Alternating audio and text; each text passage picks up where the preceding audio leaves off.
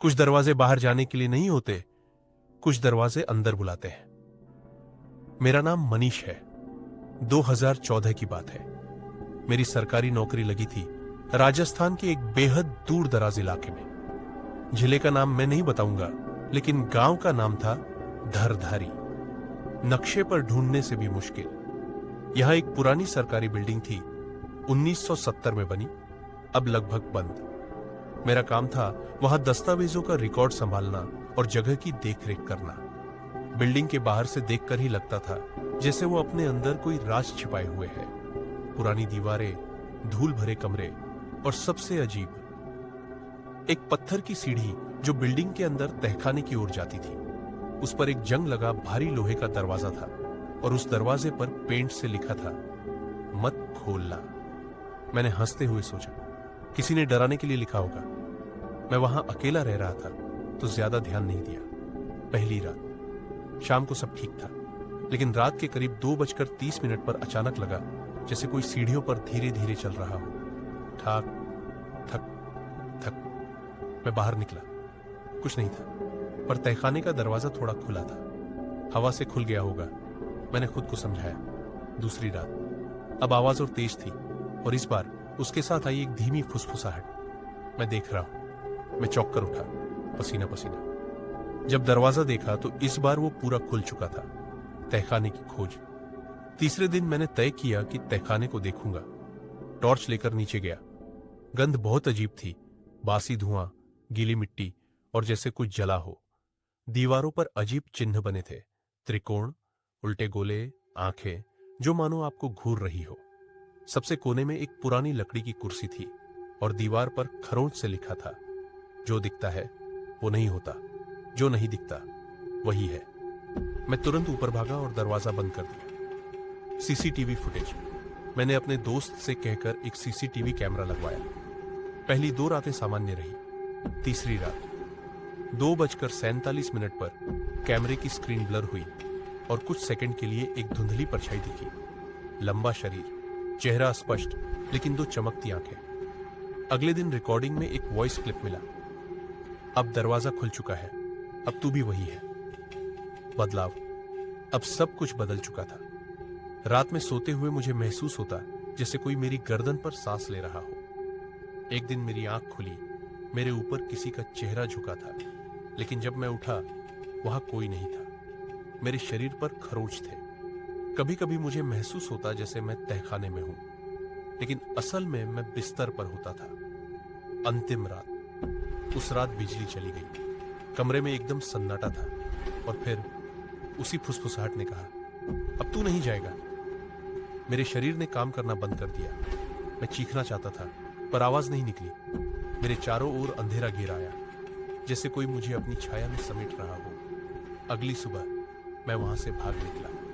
वो जगह अब हमेशा के लिए मेरे अंदर कुछ छोड़ गई थी। एपिलॉग। सरकारी रिकॉर्ड में लिखा गया, धरधारी कार्यालय में तकनीकी खराबी और संरचनात्मक असुरक्षा के कारण स्थायी रूप से बंद किया गया। लेकिन गांव वाले कहते हैं, अब जो भी उस बिल्डिंग में जाता है रात के बाद नहीं लौटता। कोई कहता है, तहखाने के नीचे कोई चीज अब जाग चुकी है। अगर किसी दरवाजे पर लिखा हो मत खोलना, तो मान लेना वो चेतावनी है, चुनौती नहीं। मनीष अब उस गांव को छोड़ चुका था, लेकिन जो कुछ तहखाने में घटा था वो उसके साथ कहीं गया नहीं था। जयपुर के पुराने इलाके में उसने एक छोटा सा फ्लैट किराए पर लिया, ये सोचकर कि अब जिंदगी सामान्य हो जाएगी। मगर असली डर तो अभी शुरू हुआ था। पहली ही रात एक अजीब सपना आया। वो वापस उसी तहखाने में था, लेकिन इस बार तहखाने की दीवारें मिट्टी की नहीं थी, वो सांस ले रही थी। सचमुच सांसें। कमरे का कोना धीरे धीरे धुंधला हो रहा था और वहां से कुछ बाहर निकल रहा था। कोई आकार नहीं, बस एक घना अंधकार जो एक जगह नहीं टिकता था। जब उसकी आंख खुली तो वो पसीने से तर था, लेकिन कमरे में ठंड थी, असामान्य ठंड, जैसे कोई अदृश्य मौजूदगी वहां हो। इसके बाद हर रात 3:03 पर उसकी नींद टूटती और कमरे में एक अजीब सी घुटन महसूस होती। कभी खिड़की खुली मिलती, कभी दरवाजा आधा खुला। मनीष ने डरते हुए अपने कमरे में कैमरा लगवाया और तीसरी ही रात कुछ ऐसा रिकॉर्ड हुआ जिसे देखने के बाद उसका खुद पर से विश्वास उठ गया। उस रात फुटेज में मनीष बिस्तर पर सो रहा था। अचानक कैमरे की फुटेज डिस्टर्ब हुई और स्क्रीन के कोने में एक धुंधली परछाई दिखी। लंबा शरीर, सर झुका हुआ, लेकिन चेहरा साफ नहीं। फिर मनीष की आंखें खुली और वो सीधा कैमरे की तरफ देखने लगा, पर उसकी आंखें वैसी नहीं थी जैसे इंसान की होती है। वो पूरी तरह काली थी, बिना पुतलियों के। और फिर उसने कुछ कहा जो माइक ने रिकॉर्ड किया। अब ये मेरा घर है, वो आया था मेरे पास, अब मैं उसके पास रहूंगा। अगली सुबह मनीष ने ये वीडियो देखकर वही किया जो कोई भी सामान्य आदमी करता। उसने सब कुछ डिलीट कर दिया और कैमरा हटा दिया, लेकिन मन के अंदर कहीं ना कहीं उसे पता था वो चीज अभी भी यही है। एक हफ्ते बाद धरधारी गांव से एक खबर आई।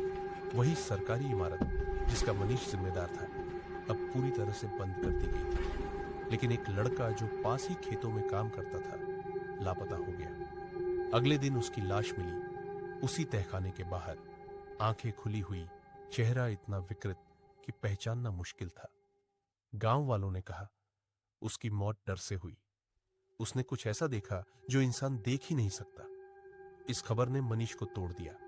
अब उसे साफ साफ महसूस होने लगा कि वो कुछ लेकर आया है, कोई छाया जो अब उस पर हावी हो रही है। उसका खाना पीना कम हो गया, नींद गायब हो गई, और कभी कभी आईने में उसे अपना चेहरा अजीब दिखता, जैसे कोई और उसमें से झांक रहा हो। एक दिन एक तांत्रिक ने मनीष से संपर्क किया, एक बूढ़ा आदमी जिसने गांव में रहते हुए पुराने छाया कुएं के बारे में पढ़ा था। उसने साफ कहा, जिस दरवाजे को तुमने खोला वो बस एक तहखाना नहीं था, वो एक मार्ग था, ऐसी चीज के लिए जो यहां नहीं होनी चाहिए थी, और अब वो तुम्हारे जरिए इस दुनिया में पैर जमा रही है। मनीष को समझ नहीं आया कि इस पर विश्वास करे या नहीं, पर उसके अंदर जो बदलाव आ रहे थे वो विज्ञान से बाहर की बात थी। अब वो कभी कभी खुद से बात करता था, एक अजीब सी जबान में। वो शब्द जो इंसानी नहीं लगते थे। उसके हाथों पर खरोंच उभर आते थे, बिना किसी कारण के। और सबसे डरावनी बात, जब वो सोता तो अगली सुबह उसे याद ही नहीं होता कि वो रात कहाँ था। जनवरी 2021 की सर्दियों में मनीष एक रात अचानक गायब हो गया। फ्लैट का दरवाजा अंदर से बंद था। मोबाइल, वॉलेट, चाबी, सब कुछ अंदर मिला, लेकिन मनीष नहीं। कमरे की दीवार पर खून से लिखा था, मैं वहीं गया हूं जहां से आवाज आई थी। किसी को आज तक नहीं पता कि वो कहां गया। पुलिस ने इसे मानसिक बीमारी या आत्महत्या मानकर केस बंद कर दिया। लेकिन जो लोग असली तह में गए उन्हें पता है, धरधारी गांव की वो इमारत तहखाना नहीं थी, वो दरवाजा थी। और अब वो दरवाजा बंद नहीं रहा। कुछ रातों में अब भी उस इलाके में रहने वाले लोग कहते हैं कि उन्हें पुराने ऑफिस से किसी की धीमी आवाज सुनाई देती है, मैं देख रहा हूं, मैं वापस आ रहा हूं। कुछ दरवाजे जब एक बार खुल जाते हैं तो सिर्फ वो चीजें नहीं आती, तुम खुद भी धीरे धीरे उस पार चले जाते हो।